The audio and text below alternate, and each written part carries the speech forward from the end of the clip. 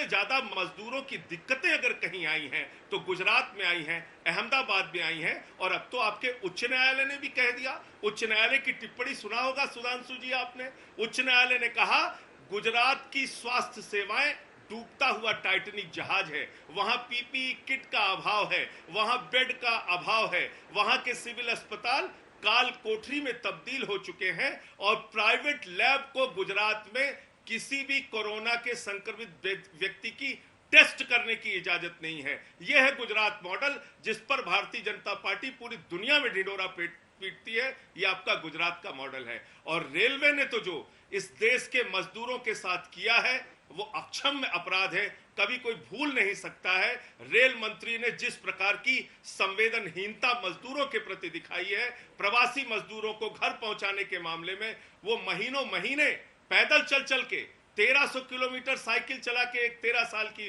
बच्ची पहुंच रही है। ये दर्द आपको दिखाई नहीं दे रहा है? और अभी भी बेशर्मी के साथ रेलवे तमाम दलीलें देने में जुटा हुआ है कि नहीं, ये इस बीमारी से मरा, ये उस बीमारी से मरा। आप अपनी अव्यवस्थाओं को स्वीकार करने के लिए तैयार नहीं है।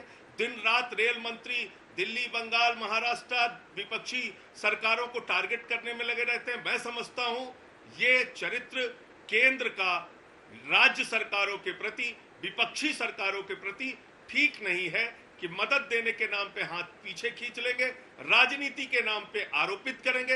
अरे दिल्ली में तो हमने जो श्रमिक जाना चाहते थे, जो प्रवासी जाना चाहते थे, उनके लिए बेहतर इंतजाम करके यहां से भेजने का काम किया।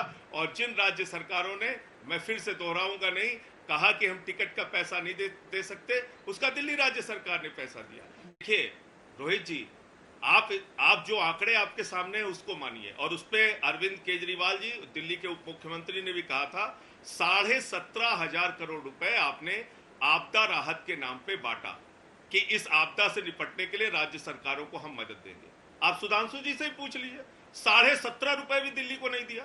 तो क्या ये एक राज्य सरकार के साथ भेदभाव नहीं है? और उस पे आप कहते हैं कि दिल्ली यूटी है।